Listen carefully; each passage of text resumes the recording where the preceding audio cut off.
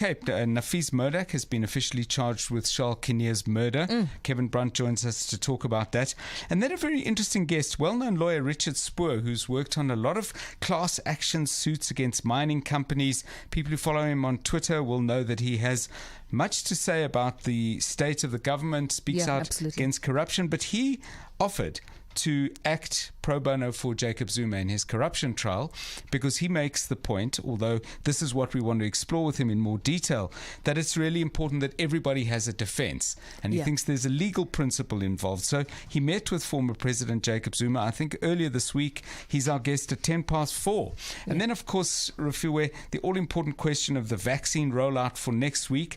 Gauteng Health have said they'll give us somebody to talk about it, but we'll also talk to somebody else, Nathan Geffen, who's an activist down in Cape Town, who feels that we should, yes, prioritize people for vaccines, but if there are vaccines and people are not taking it up, then others should be allowed to move in quickly and get those vaccines. We shouldn't call them queue jumpers, we should call them vaccine enthusiasts. Well, I mean, there's a precedent anywhere for that, right? In the States, for instance, an SMS will be sent out to volunteers at those vaccine sites to say, listen, the people haven't shown up for their vaccine shots, come through. And I think it's obviously we don't want to waste not, want not, actually. Well, a good friend of mine in Washington, D.C., got his at a supermarket. You see. And while he was in the supermarket, normally it's attention shoppers. We have a special on chicken pieces and LM prawns or whatever it might be. They said, ladies and gentlemen, in 20 minutes time, if you haven't had a vaccine, come on around to the back and we'll give you one. So, absolutely. Well, I'll be interested to hear what Nathan Geffen says. I suspect it's a little more serious than the way I'm presenting it. Absolutely. But thank you so much. Looking forward to Afternoon Drive with John Perlman this afternoon. And of course, the lines are open. John is more than happy to take your calls and send your SMSs through to 31702. And of course, you can engage in those conversations on 011-883-0702 right throughout Afternoon Drive. Fridays mean Unplugged on 702. Fridays do indeed mean Unplugged, and today 702 Unplugged is going to the theatre, the Market Theatre, but also to the opera. Today's Unplugged is taking an operatic turn, and my guests today are two TUT vocal arts students, Zintle Soga and Asisipho Petu. They're joining us because they are taking part in the Coloratura event, that is a 2-night event on at the Market Theatre in celebration of 45 years of that historic establishment. It's a 2-evening black tie opera gala at the John Gunny Theatre, curated by a violinist, a classical music evangelist and administrator, Mr. Gudlwano Masote. And they're an amazing company as they bring opera favorites, classics to the general public. And I'm really, really excited to welcome them to the show. Good afternoon, Zintle. Hi, Zintle.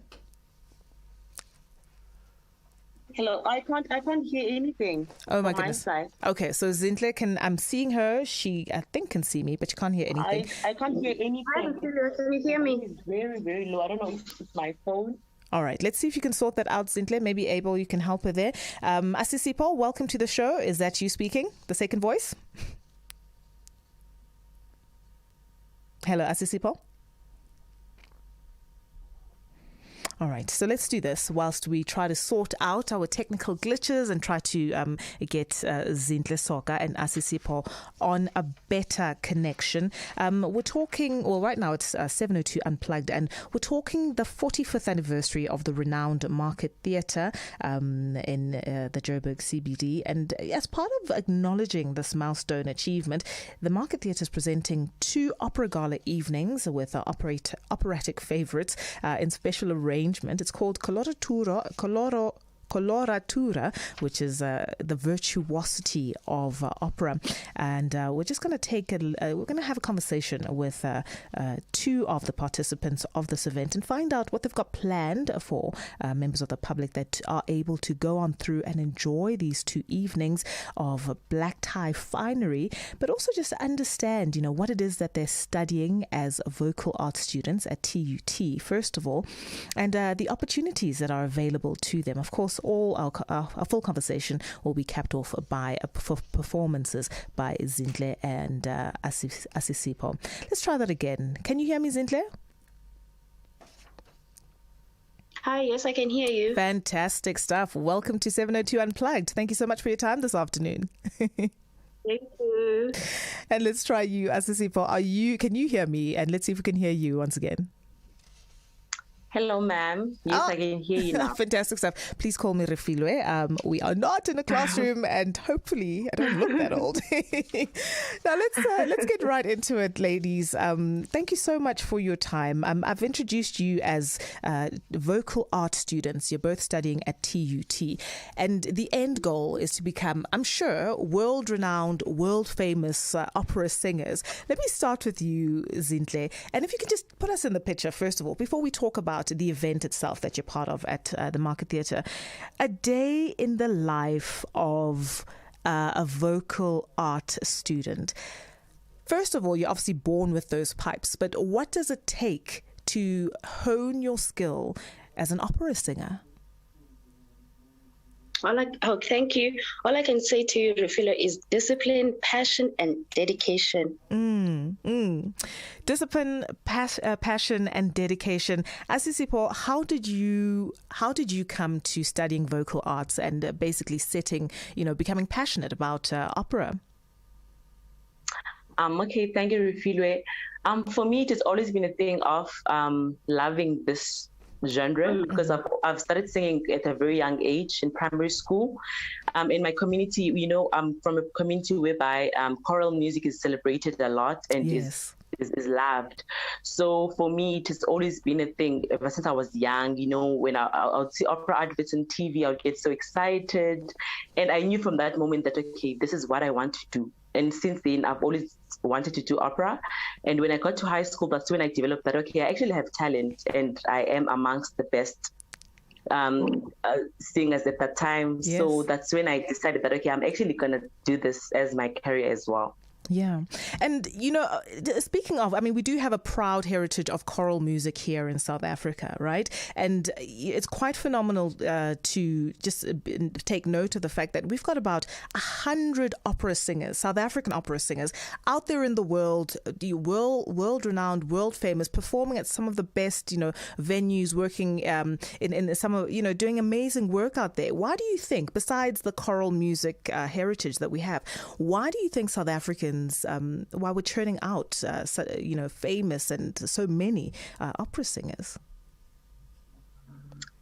I believe South Africans are very talented. South African opera singers always stand out in these competitions, whether they go in Europe or wherever. If there's a South African in a competition or in a concert, they always stand out and they always just... Go ahead, Asisipho. Okay, they always now you well. All right, let it continue and finish off a sentence. Then we'll come to you. Okay, shall I continue speaking? Yeah, go ahead, Asisipho. Yeah. Okay, so as I was saying, South Africans always stand out, and I do believe it's because of the opportunities that we don't get this side. So whenever you get an opportunity to go abroad, you give it your all, because we know that we don't really have much support in our own country.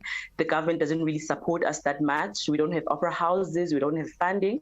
So if you get an opportunity to go outside, you make sure that you work an extra mile and you just dedicate yourself as much as you would if you were in South Africa. Zintle, this celebration, Coloratura, is quite a lovely one. It's nice to see opera, opera performances being put on at the Market Theatre. It's just a phenomenal thing. But if you could just tell us, who in particular who you'll be sharing the stage with and performing amongst, who are you especially looking forward to seeing on stage? We know that it's curated by Kutlwano Masote, but who else who's going to be on stage with you tomorrow night is someone who's inspired you along the way or someone you look up to?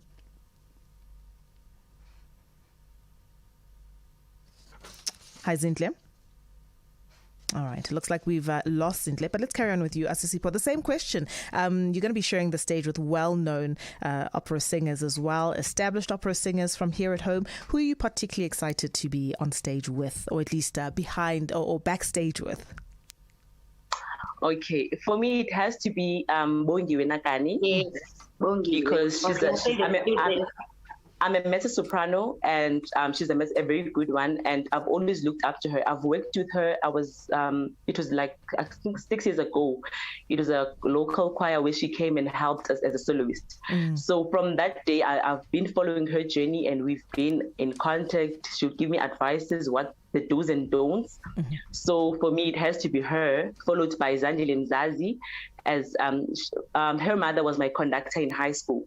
So her mother used to tell us about her all the time, you know, how proud she is of her and everything. So I was so overwhelmed to share the stage with her because I've heard a lot about her, and she's quite good as well. Lovely.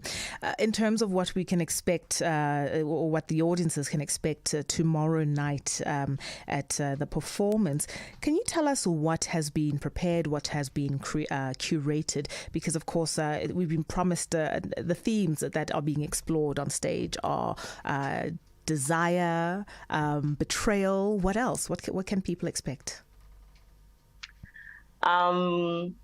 As people know that there's a black tie event, so people must just expect the most beautiful music rendered from the likes of the Rigoletto Quartet, the famous Rigoletto Quartet by Verdi. La Donna Immobile as well, one of the most famous tenor arias that is beautiful to listen to. And some beautiful Je veux vivre, one of also famous soprano arias that are like very exciting for the audience. Absolutely. And I think, you know, even if you're not necessarily au fait with opera and classical music, you're going to hear some firm favorites. You'll have heard them, you know, pretty much anyway, either in a movie or in an ad. And you'll have that aha moment to go, okay, I actually do know that one. Very, very nice selection. Very, very nice selection. Yes. So what in terms of your performance then for this afternoon, what have you got planned for us? I'll be singing Mon corps s'ouvrira ta voix from the opera Samson and Delilah, and the famous Habanera from the opera Carmen.